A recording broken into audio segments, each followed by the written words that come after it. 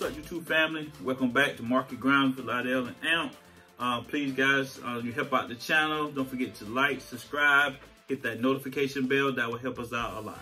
All right, guys. So once again, guys, we're back, hoping that we can help you guys learn how to maneuver in the market, learn some of the do's and the don'ts while you're on this process of building wealth. All right. So today, guys, we're gonna start talking about the market index. Now, you're gonna hear those terms pretty much every day. I just didn't know what they were when I was hearing them, but you hear them every morning when you guys wake up. When you look on your phone, you see them on your phone. You might not know what they're called, but I'm gonna try to go into and break them down today. So, let's go ahead and get started. So, basically, there are two major market indexes. So, before I get started, so when you hear the market's up or the market's down, that's an analyst looking at an index saying, is it up or is it down? So one of the three indexes that I'll kind of go over today. One of the biggest one is the S&P 500. That's Standard & Poor's 500. It has 500 of some of the top companies, you know, in the world. So when I say top company, that's by market share. So the way the stock market breaks down market share, you have small cap companies, you have mid cap companies, and you have large cap companies. S&P 500 has 500 of the world's large cap companies. So a large cap company is any company that has 10 billion share available, you know, from their corporation. So those are the big fish. So some of the companies like Berkshire Hathaway, Tesla, JP Morgan, Johnson & Johnson, those are the big guys. So some of the benefits of those companies is most of those companies pay a dividend, and not to say that those are the only companies that pay a dividend, but most of those companies do pay a dividend. Growth wise, most of those companies are slow growers. You know, Tesla, you know, just got introduced to the S&P 500. That's one that you can kind of take advantage of, because you can get a lot of volatility in Tesla and a lot of fast growth, but you know, you can also get a lot of decrease in Tesla as well. But most of the S&P 500 companies are slow growing companies.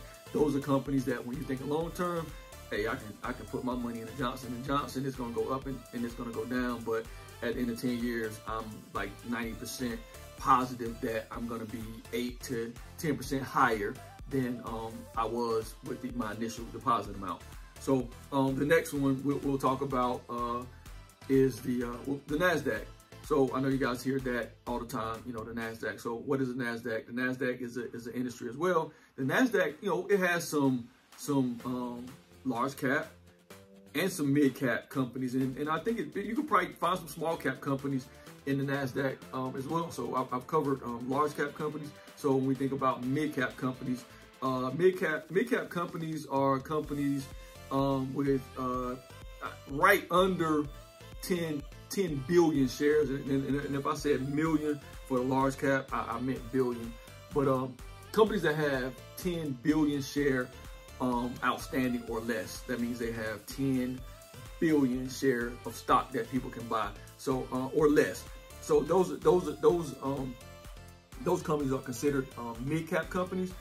Some of those companies, from a Nasdaq standpoint, Nasdaq deals with a lot of the tech companies. So in the Nasdaq, you'll find what they call, you'll hear this term all the time, the FANG stocks. So FANG stocks, that's Facebook, Apple, Google. You know, those are some of the FANG stocks, and those are all tech stocks. When you think about the Nasdaq, what you're looking for there, if you're looking to invest in the Nasdaq, you're looking for one, most of these companies do pay a dividend. Two, from a sector standpoint, most of these companies are in the tech sector, so that's a heavy.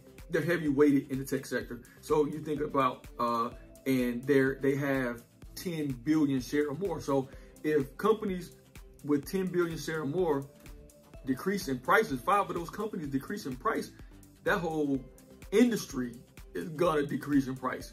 And on the flip side, if companies with that much market cap increase in price, that's gonna run the Nasdaq up. So, and then the third one that I'll talk about, a lot of people. So, quick questions before you go into the next one. So you said Nasdaq is mainly tech companies, or majority tech companies. So what about the S&P 500? Is that particular companies put together? No, the S&P 500, from a sector standpoint, is more diverse. That's why when CNBC talks about the market's up, the market's down, they normally refer to the S&P 500. Those are just top 500 companies, you know what I mean, in the United States. So you get a more, you get a broader look of the market because of the diversity that's in the S&P 500. So, you know, again, like I was saying, if the market's up, normally that means the S&P is up. Some of the other indexes could be down, but we're going to focus mainly on the S&P 500. Does that answer that question? That answered the question, yeah. All right. So then looking at the Russell 2000, this is an index really for high growth. In the Russell 2000, you have companies with 100 million or less market share. So what that means is normally high volatility. That means you got the $5 stocks, you got a lot of penny stocks on the Russell 2000, but they're high growth. So you know you can purchase a penny stock at $5 and ride it up to $15 or $20 at some points. But sometimes you can purchase a penny stock at $5 and it'll fall down to $2. So the thing about purchasing stock for the Russell 2000 is you just need to have a understanding that there's a lot of volatility in the stocks that are on the Russell 2000. So again, when you're thinking about diversifying your portfolio, it's good to have a core group from S&P 500, a couple from Nasdaq, and from a growth standpoint, something from the Russell 2000, because you get more gains in the Russell 2000, and you get a little bit more stability and potential dividends out of the S&P 500 as well as the Nasdaq.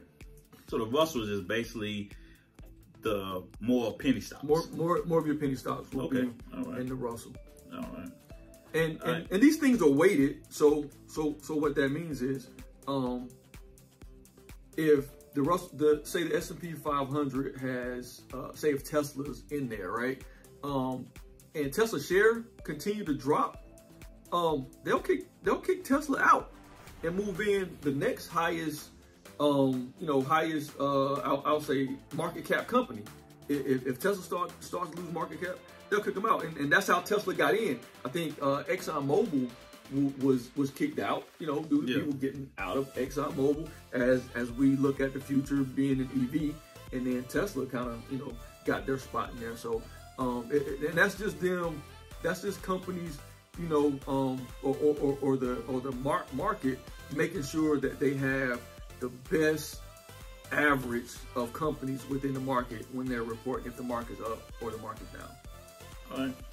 So the last one is the Dow. So the Dow Jones is a collection of the top 30 stocks in the market, and all of these stocks are blue chip stocks, meaning that they're consistent earners.